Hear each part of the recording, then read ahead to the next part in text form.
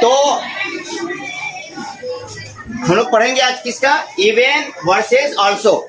समझे, the use of even and also, यानी even और ऑल्सो का यूज कैसे यूज करें, how to use even all and also in our sentence. हम अपने सेंटेंस में इवन और ऑल्सो का प्रयोग कैसे करें, समझ गए। जिस वर्ड पे जोर पड़े, एक सेंटेंस में एक या तो सब्जेक्ट होगा या वर्ब होगा या ऑब्जेक्ट होगा। जिस वर्ड पे जोर पड़े यानी इम्फेटिक हो, उससे पहले हम इवन का यूज करेंगे। किसका यूज करेंगे, इवन का यूज करेंगे। जैसे यहाँ सब्जेक्ट है, यहाँ सब्जेक्ट पे जोर पड़ रहा है, मैं भी। यहाँ किस पे जोर पड़ रहा है, मैं पे। सब्जेक्ट है मैं, आई। यहाँ इवन का यूज सब्जेक्ट से पहले किए हैं। इवन आई स्पीक इंग्लिश, मैं भी अंग्रेजी बोलता हूँ। अब दूसरा वाला है आई ऑल्सो स्पीक इंग्लिश, मैं भी अंग्रेजी बोलता हूँ। दोनों सेम है, दोनों में फर्क ये है कि ऑल्सो से अगर बनाएंगे तो ऑल्सो जिस पे जोर पड़े उसके बाद लेके आएंगे। अगर इवन से बनाएंगे जिस पे जोर पड़े इवन उससे पहले आएगा। समझे, आई ऑल्सो स्पीक इंग्लिश, मैं भी अंग्रेजी बोलता हूँ। दोनों सेम है, बनाने का तरीका अलग है। इसके बाद यहाँ है आई इवन स्पीक इंग्लिश, मैं अंग्रेजी बोलता भी हूँ।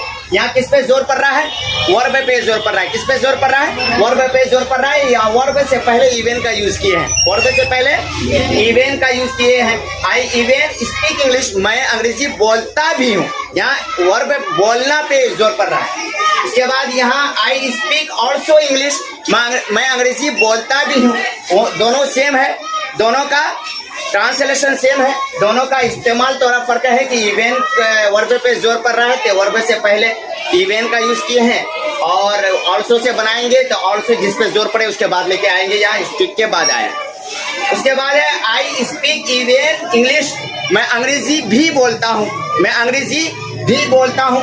यहाँ किस पे जोर पड़ रहा है, ऑब्जेक्ट पे जोर पड़ रहा है, इंग्लिश पे। यानी I subject, speak verb, English object. यहाँ ऑब्जेक्ट पे जोर पड़ रहा है तो ऑब्जेक्ट से पहले इवन का यूज किए हैं।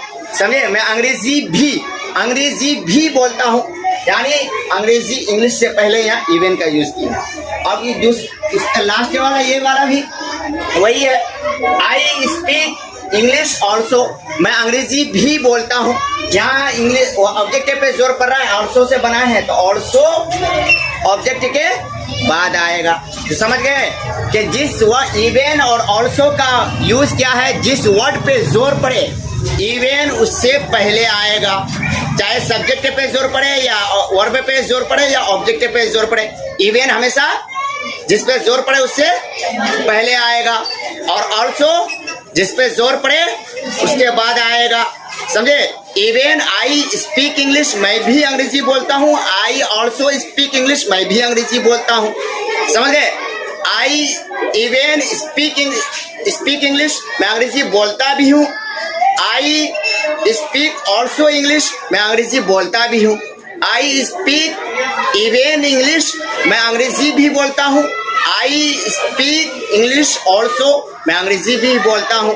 तीनों का वही है, सेम यूज है क्या, कि जिस पे जोर पड़े उससे पहले यूज करेंगे। समझ में आ गया, कोई दिक्कत, इसको उतारो यहाँ।